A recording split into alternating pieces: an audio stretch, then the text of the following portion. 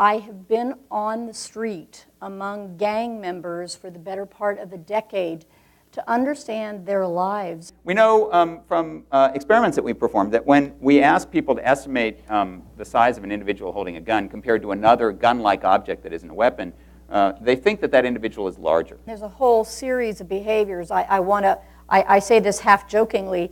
I observed sort of gang charm school, where gang members were taught how to walk, how to look intimidating with their walk, how to carry their weapons so it would be half concealed but half obvious, what tattoos to get. It's interesting, the three of us all work on issues that are closely related to crime, but at very different scales and with different types of data. So whereas Georgia works ethnographically with the populations and Dan works experimentally on issues trying to figure out how do the psychological mechanisms work in a way that promotes or prevents aggression, I actually work on the data side of things. So looking at the large-scale patterns that emerge. Can we figure out in a very rigorous way why a hotspot appears, why it spreads, and why it disappears? There's no such thing as a zero-crime world. There will always be crime. It's really a question, especially when crime rates are so low in Los Angeles right now overall.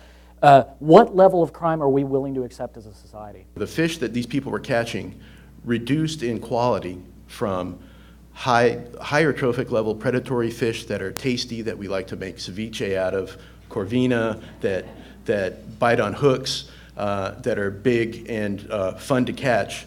They reduced the numbers of those fish, and we're left with a fishery that was depleted. Food is very important for gender, for the construction of gender and gender inequality. So certain kinds of foods are labeled as foods that are fit for women and certain for men, or more likely to be consumed by women and more likely to be consumed by men. Food danger, I think, is a modern concept. For a long, long time, human race has been worried mostly about the shortage of food. If we go out of America today, there are still parts of the world where people are worried about the shortage of food. Freezers, I often wonder why Americans have such big freezers. Well, in case you're interested, it's not because they're putting turkeys in there so much as they're putting big boxes of food from Costco and other big supermarkets, and boxes take up a lot of space. In only 14% of those observations, when every single family member was at home, were they together in the same room. And some families were never together, all together in the same room.